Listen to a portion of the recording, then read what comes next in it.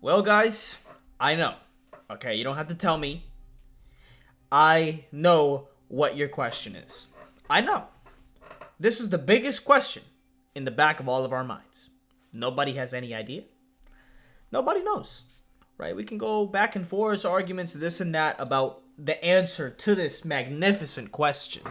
Right? No question is more important, really. Like when you think really. But it's not, the meaning of life or anything like that. It's not what comes after death. What created? Those questions they're not even important. But today we got the real important question. Okay, number 3 on trending. Kurzgesagt. I don't know why I try saying that. I always mess up their name. In a nutshell, always makes amazing videos. Dropped today. Already number 3 on trending. 1.6 million views. What happens if a supervolcano blows up? And I've taken up enough of your time. Let's go. The Earth is a gigantic ball of semi-molten rock with a heart of iron as hot as the surface of the sun. Titanic amounts of heat left over from its birth and the radioactive decay of trillions of tons of radioactive elements find no escape but up. Currents of rock spanning thousands of kilometers carry this energy all the way to the surface. Earth's crust is the only thing in their way. It feels solid to us, but it's only a fragile barrier, an apple skin around a flaming behemoth. Oof. True apocalypses can break there's not through a lot of crust and compared unleash to eruptions tens of times more powerful than all of our nuclear weapons combined, subjecting the climate to centuries worth of change in a single year, while drowning continents in toxic... Hold on, can you combined? Well, Krakatoa, that one explosion was huge. We had the other one. Yellowstone, if that blows up, that we're in trouble. I'm not on the West, though. I live in Maryland, but, we're in trouble. We're in trouble if that happens. Ash and gases. Supervolcanoes. How big can they get? And will they put an end to humanity? How big can a supervolcano get? And will they put an end to humanity? Okay. Let's find out. Volcanoes. Got my water. There are many types of volcanoes, from towering mountains to lava domes, but they have 2 main sources. The first is at the boundaries between tectonic plates, the pieces of the crust that cover the Earth like a giant jigsaw puzzle. There are 7 major tectonic plates and dozens of smaller ones, drifting against each other at up to 15 centimeters per year. This sounds slow, but on geological timescales, it is a titanic struggle over who gets to stay on the surface. The winning plate crumples into a new mountain range, while the loser is shoved underneath into an ocean of hot rock at 1,300 degrees Celsius, the asthenosphere. The temperature here is enough to melt rock into a liquid, but the insane pressures of all that mass keep it a superheated solid. The pressures of all the mass on top of it? That's what's keeping it solid? See, that reminds me of that one fucking planet, bro. What's that planet? Where, there's an ice 7? Where it's what is it? It's ice, but it's not. What is it? Fuck, forget it. I'm trying to remember this planet that I learned about, this crazy planet. Tectonic plates I don't are remember usually what it in was. contact with water for thousands of years and absorb some of it. When they're submerged into the hot underworld, this water triggers chemical transformations that allow tiny portions to melt into magma. Liquid magma is less dense than solid rock, so it rises to the surface in furious bubbles that accumulate in sponge-like reservoirs right under the crust. If enough magma accumulates, it becomes powerful enough to pierce through the crust, which we experience as volcanoes. This happens... But it makes the crust go up like that, in that shape, that's caused by the magma? So it, makes it into that mountainous shape? You know what shit's gonna come out of? It's like ejaculating. Let me just play the video. Under the winning plate, like a revenge attack by the loser before it's erased forever. The second main source of volcanoes are thought to be mantle plumes. These are columns of abnormally hot rock that rise all the way from the planet's core mantle boundary to the surface. Much less is known about them, but in a way, it's as if the Earth's mantle has weather patterns, and mantle plumes are a little like hot air rising to form storm clouds. Storms hundreds of millions of years. Hot air? Isn't everything down there? Well, not everything's hot air. But It's old, made of rock circulating at a rate of a few millimeters per month. They don't care about the motion of tectonic plates, so they can break the crust to create volcanoes in the middle of nowhere that stubbornly stay active as the crust shifts around them. The volcanic boom meter. Damn. Scientists love to put big booms on a scale and came up with a logarithmic scale that measures love the to put volume everything on a scale. ejected during an eruption. The See, I wasn't wrong. It is ejected. Scale that measures the volume ejected during an eruption. I like these stuff.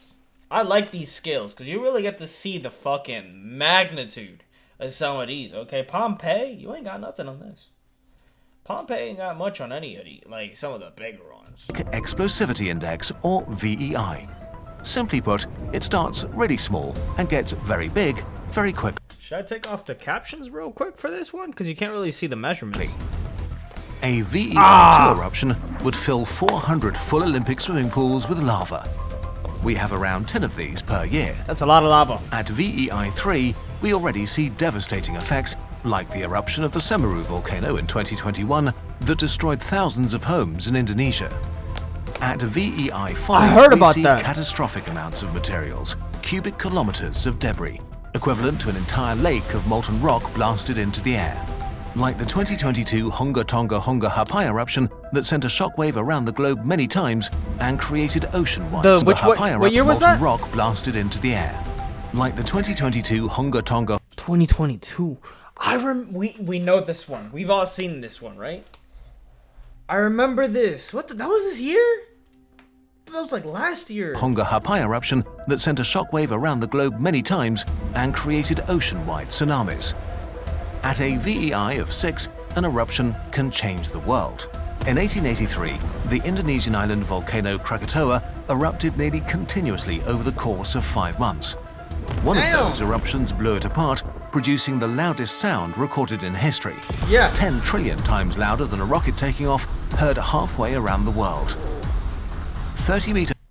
I don't know if they're gonna mention it, but word is, it apparently blew a guy's eardrum. Like, it blasted it. Like, what is it?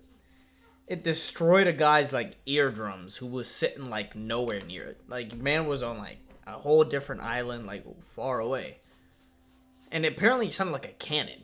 But it completely like just destroyed the eardrums of like any person within the vicinity. It was crazy. To hide tsunamis swept away nearby populations, and so much gas and ash were released that global temperatures cooled by nearly 0.5 degrees Celsius. Red, dusty sunsets followed for many years. At VEI-7, we get supercolossal eruptions, millennium-defining events that human civilization has only encountered a handful of times. Thank God. Mount Tambora was a 4,300-meter high mountain until it exploded in 1815 and released 400 times more energy than the Tsar Bomba. 140 billion tons of ash and dust were shot halfway to space before smothering. The Tsar Bomba was the biggest bomb we've ever dropped, huh? That's tough. But how is it that some make it that the whole planet becomes hotter, while some, which this one might be, because look at the ash cloud here, it blocks out the sun, where it actually creates a global winter instead of warming up the whole entire planet. Some of them like make it colder because you're blocking out the sun. The world's skies, turning them a sickly yellow. There was no summer the following year, crops died, and over 100,000 people perished. This is the dreadful potential of volcanic eruptions, with famines across the other side of the world and even centuries-long cold periods being attributed to them. Okay, but what's a supervolcano? The term supervolcano is a media invention and not a scientific term.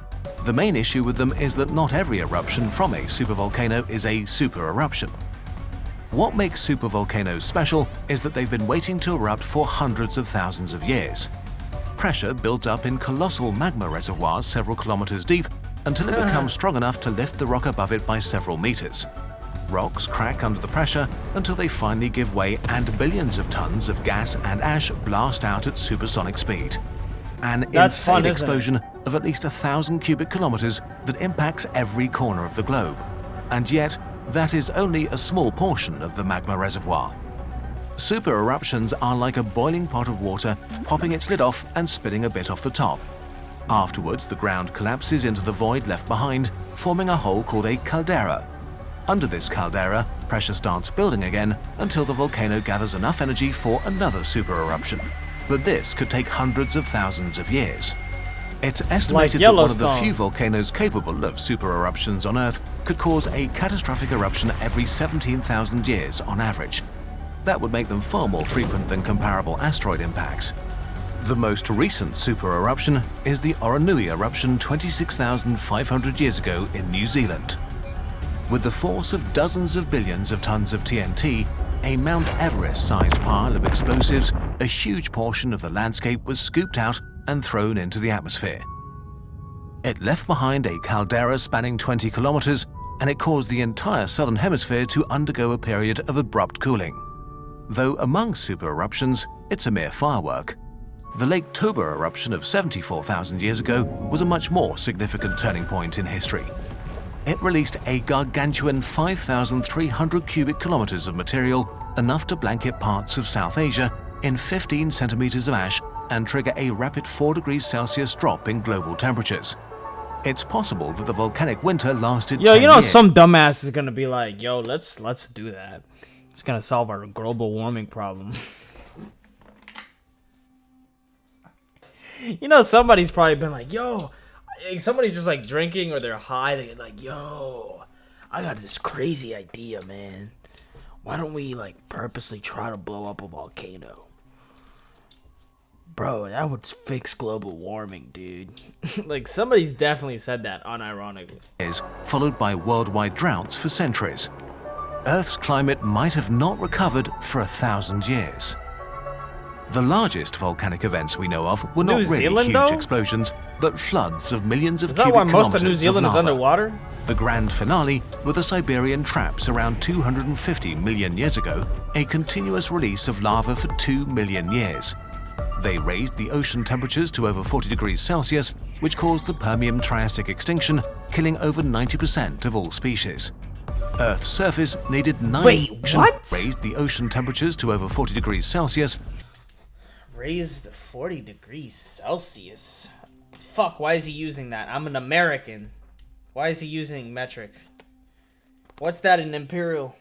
Which caused the Permian-Triassic extinction, killing over 90% of all species.